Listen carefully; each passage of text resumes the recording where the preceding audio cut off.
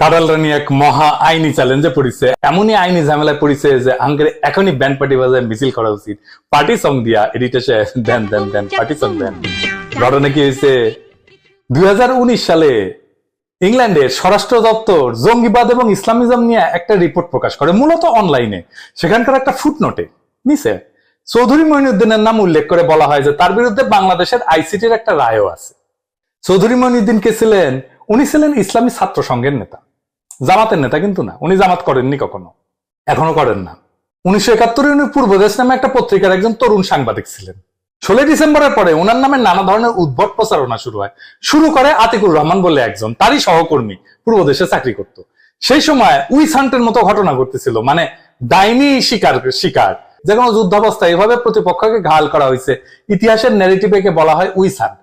America হয়েছে cold ওয়ারের জামানায় communist নাম দিয়ে প্রতিপক্ষকে ঘায়াল করা হয়েছে। আপনাদের তো হাল আমলের বিখ্যাত অস্কার বিজয়ী সিনেমা ওপেনহাইমার দেখছেন, তাই না? ওপেনহাইমারকে কমিউনিস্ট বলে খেদানো হয়েছিল, যে পারমাণবিক বোমা বানাইলো তারে খেদানো হইলো। চার্লি চ্যাপলিনকে খেদানো হয়েছিল আমেরিকা থেকে। আওয়ামী লীগ যখন জয় বাংলা হবে না, তখন দেখবেন আওয়ামী লীগ নাম দিয়া নিরীহ মানুষকে কেমন হয়রানি করার চেষ্টা করে কিছু মানুষ। ওরা তখন আমাদের চাইতে বড় অ্যান্টিফেসিস্ট হয়ে যাবে। যাই হোক, চৌধুরী মঈনুদ্দিনকে এই আতিকুর রহমান বলছিল অপারেশন ইনচার্জ। কিভাবে? Chowdhury Mueenuddin was the operation in charge of Al Badr in Dhaka city. দেখেন কেমন নিউজ ছাপা হয়েছিল, নরঘাতককে ধরিয়া দিন। এটা কিন্তু ওই আতিকুর রহমানের করা নিউজ। উনি পুরো 71 টাইমে করলেন সাংবাদিকতা, আর উনি জামাত করতেন না, সেই সময় রিজাইন করছিলেন জামাত থেকে। উনি কেন নরঘাতক হইলেন? আতিকুর রহমান আজাদের সাংবাদিককে বলছিল যে উনি নাকি তার কাছে তার ঠিকানা জানতে চাইছিলেন, আর চৌধুরী মঈনুদ্দিন আল-বদর নিয়ে নাকি স্কুপ নিউজ করত। এটা তার দোষ, এটা হইতেছে অভিযোগ। শুনেন। Moinuddin had asked for his address. He asked the number of my residence. Immediately it cropped in my mind I should not give him the actual number of my residence, because of that fear that he has already become involved in al-Badr politics. To go to documentary evidence produced and broadcast here in the United Kingdom some years back, considered at least abroad to be one of the seminal investigations into the events of 1971, documentary evidence in which your former colleague and editor Atikur Rahman on the Porbadesh newspaper that you worked on in 1971 says that you were able to produce exclusive scoops about al-Badr because, he says, you had unique information about al-Badr, because in fact he says you sat on the central committee of al-Badr. মানে আল-বদর কাউকে ধরে নিয়ে যাবে, সে ভিকটিমের কাছ থেকে জানতে চাইবে যে তোমার ঠিকানা দাও আমারে। আরে কারো ঠিকানা দেওয়ার জন্য কারো জিজ্ঞেস করতে হয়? সে তো তার পিছের লোক লাগাই দিবে এবং তার পিছে যায় তার বাসা দেখে আসবে। এই আতিকুর রহমান চৌধুরী মঈনুদ্দিনের পিছে লাগিয়েছিল। কেন লাগিয়েছিল সেটা আমাদের কিছু অনুমান আছে, সেটা আমরা পরে দেখবো। সে তার ক্ষতি করার জন্য উইছা পড়া লাগে, তাই মারা গেছে, খোদা তাআলা তারে মাফ করুক। কিন্তু 16 ডিসেম্বরের পরে চৌধুরী মঈনুদ্দিনের বিরুদ্ধে পূর্ব দেশে একটা রিপোর্ট ছাপানোর জন্য সে জমা দেয়। এই রিপোর্টটাই সম্পাদক এটা নাকচ করে দেয়। সম্পাদক কে ছিল জানেন?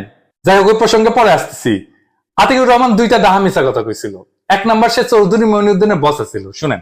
In 1971, Moinuddin worked here at the Purbadesh newspaper in Dhaka. His superior was Atikur Rahman. না, সে চৌধুরী মঈনুদ্দিনের বস ছিল না। চৌধুরী মঈনুদ্দিনের সিনিয়র ছিল কামাল লোহানী, আর ভারপ্রাপ্ত সম্পাদক ছিল এহসানুল হায়দার চৌধুরী। সে এহসানুল হায়দার চৌধুরী হচ্ছে শহীদ বুদ্ধিজীবী মোফাজ্জল হায়দার চৌধুরীর ছোট ভাই। আতিকুর রহমান যখন সে বানোয়াট গল্প ছাপানোর জন্য জমা দেয় এহসানুল হায়দার চৌধুরীকে, তার বড় ভাই শহীদ হয়েছে, কিন্তু সে ওই লেখা ছাপতে চায় নাই। পরে তাকে আতিকুর রহমান অস্ত্রধারীদেরকে আইনা তাকে ছাপতে বাধ্য করে ওই নিউজটা। After the end of the war, Atikur Rahman wrote a story that made front-page news across Bangladesh, naming Chowdhury Moinuddin as a member of the al-Badr. তখন তো সবার হাতে হাতে অস্ত্র, কে মুক্তিযোদ্ধা কে রাজাকার কি অস্ত্র ঘুরে বেড়াচ্ছে। অস্ত্রধারীকে এনে তাকে বন্দুক ধরে তাকে ছাপতে বাধ্য করে এই নিউজটা, এই আতিকুর রহমান। আর 2 নাম্বার মিছা কথা হইতেছে আব্দুল খালেক মজুমদার ঢাকা নগরের জামাতের নেতা ছিল। এই দেখেন তাকে ধরার নিউজ। তাকে ধরে 16 ডিসেম্বরের পরে তাকে প্রচুর মারধর করে। সে নাকি লিখিতভাবে তারে বলছিল যে চৌধুরী মঈনুদ্দিন আল-বদরের অপারেশন ইনচার্জ ছিল।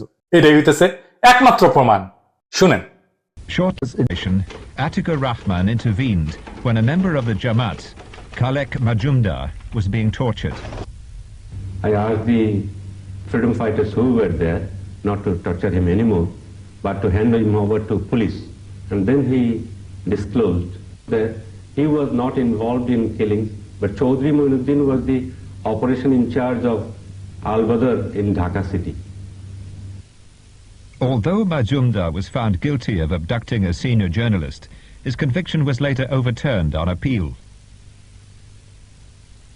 But despite the circumstances of his detention, Atikur Rahman remains convinced that the evidence Majumdar gave about Moinuddin is reliable. He always claimed that Chaudhry Moinuddin was the operation in charge of Al-Badr in Dhaka city. Then I asked him whether he can give a written statement. He agreed. He said, yes, why not? I'm not afraid. I can give it because I know it very well. পুরাই মিছা কথা। খালেক মজুমদারের jail হয় মুজিবের আমলে, তার trial হয়, বিচার হয়। সে ট্রায়ালের কোথাও এমনকি পুলিশের কাছেও সে চৌধুরী মঈনুদ্দিনের নাম বলেন। তার এফিডেভিট করা লিখিত স্বীকারোক্তি আছে। দেখছেন কেমন জাউরা জাউরা। লন্ডনের চ্যানেল 4 একটা ডকুমেন্টারি করেছিল চৌধুরী মঈনুদ্দিনকে নিয়ে। আমাদের বন্ধু ডেভিড বার্গম্যান চৌধুরী মঈনুদ্দিনের সিনিয়র কামাল লোহানীর সাক্ষাৎকার নিয়েছিল। সেখানে কামাল লোহানীকে নানাভাবে ঘুরে পেঁচায় প্রশ্ন করা হয়েছিল, মানে ডেভিড বার্গম্যানই করছিল, যে চৌধুরী মঈনুদ্দিন কি বুদ্ধিজীবী হত্যায় জড়িত ছিল। কামাল লোহানী এই অভিযোগ অস্বীকার করছিলেন এবং চৌধুরী মঈনুদ্দিনের প্রশংসা করছেন। অবাক ব্যাপার হচ্ছে যে সেই অংশটা চ্যানেল 4 যখন ডকুমেন্টারি করে, পাবলিশ করে, প্রচার করে, ওই অংশটা বাদ দিয়ে দেয়। এখন প্রশ্ন উঠতে পারে যে আমি এটা কেমনে জানলাম যে অংশটা বাদ দিচ্ছে? এটা রেকর্ড করছিল কিন্তু বাদ দিচ্ছে, কেমনে জানলাম? চ্যানেল 4 এর বিরুদ্ধে চৌধুরী মঈনুদ্দিন লন্ডনে মামলা করছে। তখন আদালত চ্যানেল 4 কে আদেশ দেয় ওই ডকুমেন্টারির আনএডিটেড পুরো ফুটেজটা বাদী পক্ষকে দিতে হবে। ওরা দেয়। ওইখানে ওনারা কামাল লোহানীর ওই বক্তব্যটা দেখতে পান, শুনতে পান। চৌধুরী মঈনুদ্দিন বিডি নিউজ 24 এ সাক্ষাৎকার দিয়েছিলেন 2013 সালে। এখন এটা সরাই ফেলছে ওইখান থেকে, বিডি নিউজ থেকে। কামাল লোহানী তখনও বেঁচে আছেন। সেখানে তিনি মানে চৌধুরী মঈনুদ্দিন এই বিষয়ে বিস্তারিত বলছে। এখন প্রশ্ন হইল যে চৌধুরী মঈনুদ্দিনের বিরুদ্ধে কিছু লোক কেন আদা জল খেয়ে লাগছে? বলা মুশকিল। আতিকুর রহমানের একটা প্রফেশনাল জেলাসি ছিল। আতিকুর রহমান পরে পূর্বদেশ পত্রিকাটা কিন্তু খায়া দেয়, সে মালিক হয়, সম্পাদক হয়। হইতেই পারে চৌধুরী মঈনুদ্দিনকে সে কম্পিটিটর বলে মনে করছিল। আরেকটা কারণ হচ্ছে যে 1971 কম হোক বেশি হোক মানুষ তো মারা গেছে দুই পক্ষেই, অগ্নিসংযোগ হয়েছে, ধর্ষণ হয়েছে দুই পক্ষেই। মানুষের একটা ক্ষোভের বহিঃপ্রকাশ তো লাগবে। যারা অত্যাচার করছে তারা তো মুজিবের প্রশাসনে ঢুকে গেছে। ধরেন এই যে আওয়ামী লীগের আমলে অত্যাচার হইতেছে, আওয়ামী লীগেরা করতেছে, এটা ঠিক, কিন্তু মূল কাজ করতেছে কে? পুলিশ করতেছে, র্যাব করতেছে, ডিবি করতেছে, প্রশাসন করতেছে, তাই না? আওয়ামী লীগ জয় বাংলা হইলে দেখবেন যে পুলিশ, র্যাব নিরীহ আওয়ামী লীগারদের ধৈরা ধৈরা বাম্বু দিবে, অতি উৎসাহী হইয়া বাম্বু দিবে, বাম্বু দিয়ে ছবি তুলবে আর ভিডিও করে পাঠাবে হানকারের কাছে। কইবে যে দাদা দেখেন দেখেন ইনকা করে সাইজ করেছি, ঠিক আছে না, আরো কিছু করবো, আরো কিছু করা লাগবে। মানে নিজে বাঁচার জন্য সে বলির পাঠা খুঁজবে। মুজিবের প্রশাসনে ঢুকিছিল রাজাকারেরা এবং যারা অত্যাচার করছিল পাক বাহিনীর হইয়া, তার কেমনে এটা শুনে অবাক হইলেন? হ্যাঁ, তাইলে ইতিহাস বলি। ইয়াহিয়া খান শেখ মুজিবের বিরুদ্ধে যে মামলা ট্রায়াল শুরু করছিল, মানে শেখ মুজিবকে ফাঁসি দেওয়ার জন্য, সেই মামলায় শেখ মুজিবের বিরুদ্ধে সাক্ষী ছিল হচ্ছে করাচির ডন পত্রিকার ঢাকার প্রতিনিধি মাহবুবুল আলম। শেখ মুজিব প্রধানমন্ত্রী হইয়া মাহবুবুল আলমকে নিজের প্রেস সেক্রেটারি করছিল। হ্যাঁ, অবাক হইলেন? অবাক হইলেন না, আরো আছে। 71 সালে ঢাকার এপিপি অফিসের জেনারেল ম্যানেজার ছিল আবুল হাসিম। সে শেখ মুজিবের জনসংযোগ অফিসার হয় মুক্তিযুদ্ধের পরে। সিএসপি রফিকুল্লাহ যে পাক বাহিনীর পক্ষে কাজ করে গেছে, তারে শেখ মুজিব তার সেক্রেটারি বানায়। কুখ্যাত খনি জেনারেল টিক্কা খানের পিএস অনু ইসলাম গণভবনে চাকরি দেয় শেখ মুজিব। মোনাম খানের এডিসি ব্রিগেডিয়ার মশরুল ছিল, শেখ মুজিব তাকে নিজের এডিসি বানায়। হ্যাঁ, পাকিস্তান আমলে তাজউদ্দিন আহমেদের উপরে নজরদারির জন্য একটা টিম ছিল 303 নামে। ওই 303 টিমের সদস্য সিএসপি মতিউল ইসলামকে বসানো হয়েছিল অর্থ সচিব কইরা। ওই সময় 71-এ পাক বাহিনীর সাথে ঢাকা সিটির পুলিশের এসপি হিসেবে সমস্ত অত্যাচার করছে, পাকিস্তান সরকারের চাকরি করছে। ইয়ে চৌধুরী স্বাধীনতার পর প্রমোশন পায় ডিআইজি হয় এবং গোয়েন্দা বিভাগ প্রধানের দায়িত্ব পালন করে। মানে হারুন এখন যে পোস্টে আছে সেই পোস্টে দেয়। আগরতলা মামলার মিথ্যা সাক্ষী তৈরি করছিল পুলিশ অফিসার এবিএস সবদার। সে হইল শেখ মুজিবের গোয়েন্দা প্রধান। Lieutenant colonel AKM Rahman Pakistan আর্মির সামরিক আদালতের বিচারক ছিল। সেই বাংলাদেশ সেনাবাহিনীর সরবরাহ বিভাগের প্রধানের দায়িত্ব পায়। মুক্তিযুদ্ধের সময় রাজাকার বাহিনীর উপপ্রধান ছিল, রাজাকার তো একটা প্যারামিলিটারি ছিল, তাই না? রাজাকার বাহিনীর উপপ্রধান ছিল লেফটেন্যান্ট কর্নেল ফিরোজ সালাউদ্দিন। সে রাজাকার বাহিনীর চিফ রিক্রুটিং অফিসার ছিল, সব রাজাকারদের থেকে সে রিক্রুট করছে। স্বাধীন বাংলাদেশে সে রাষ্ট্রপতি মানে শেখ মুজিবের রাষ্ট্রপতির সামরিক সচিব পদে তাকে পদায়ন করা হয়। শেখ মুজিব সরকারের সেনা পুলিশ প্রধান হয়েছিল ক্যাপ্টেন হাকিম। মুক্তিযুদ্ধের সময় সে পাকিস্তান আর্মির ৭১ ফিল্ড রেজিমেন্টের ট্রানজিট ক্যাপ্টেন হিসেবে মুক্তিযোদ্ধাদের বিরুদ্ধে সরাসরি অপারেশন করছে আখাউড়াতে, তেলিয়াপাড়াতে, এবং এই জায়গায় প্রচুর মুক্তিযোদ্ধা শহীদ হয়েছে তার অপারেশনে। মুক্তিযুদ্ধের সময় পাকিস্তান আর্মির গোলা বারুদ সরবরাহের দায়িত্বে থাকা পাকিস্তান আর্মির অর্ডিন্যান্স কোরের অফিসার লেফটেন্যান্ট মোদাব্বের এবং লেফটেন্যান্ট ফরিদ স্বাধীন বাংলাদেশের পুলিশের ডিআইজি হয়। এয়ার কমোডর আমিনুল ইসলাম মুক্তিযুদ্ধের সময় পাকিস্তান গোয়েন্দা সংস্থা আইএসআই ঢাকার প্রধান ছিল। স্বাধীনতার পরে শেখ মুজিব তার প্রশাসনে সশস্ত্র বাহিনীর গোয়েন্দা প্রধান বানায় তারে, মানে ডিজিএফ এখন যেটা, তার প্রধান বানায় তারে। রাজাকার আবদ্ধদের বিচার এবং দণ্ডাদেশ প্রদান করা হয়েছে যে কোর্টে, সেই কোর্টের হাকিম ছিল শান্তি বাহিনীর প্রধান।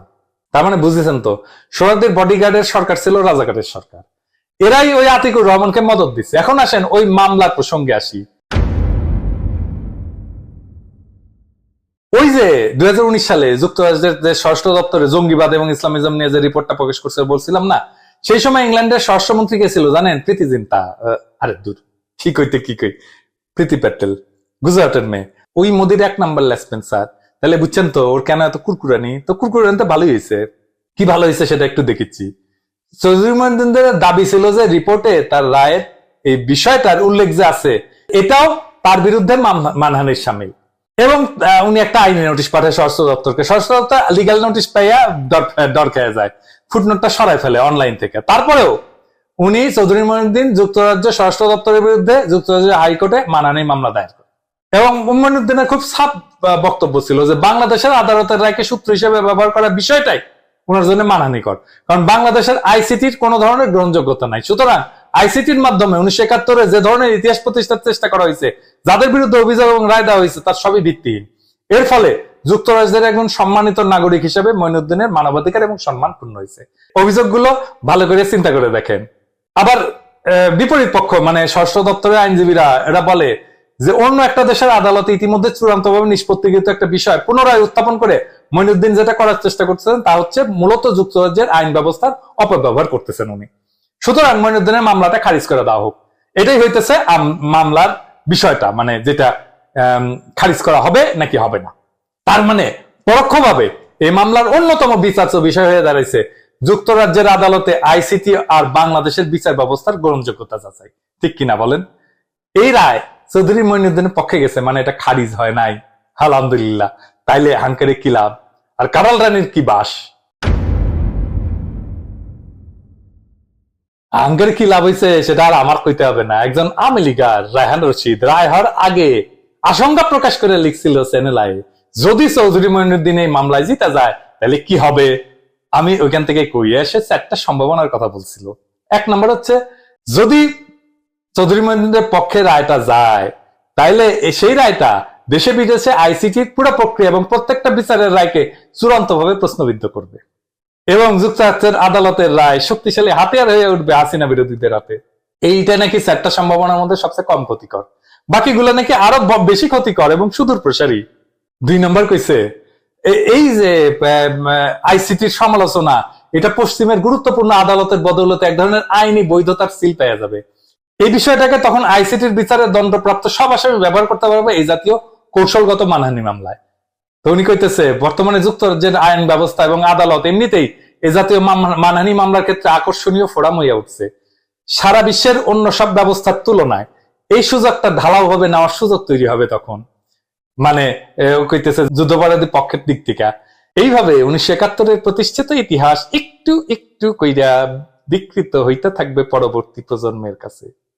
তৃতীয়ত ওই করছে, যদি চৌধুরী মহিউদ্দিন উতরে যাইতে পারে তাহলে 71 সংগঠিত যা যা অপরাধ হইছে তা নিয়া বর্তমান এবং ভবিষ্যতের সমস্ত ধরনের গবেষণা লেখালেখির কাজ উদ্যোগগুলো একটা বড় ধরনের প্রতিবন্ধকতার সম্মুখীন হবে।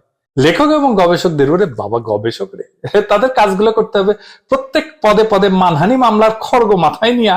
আমরা রাজনীতি করছি, অ্যাক্টিভিজম করছি প্রত্যেক পদে পদে ডিজিটাল সিকিউরিটি অ্যাক্টের খড়গ মাথায় নিয়া না।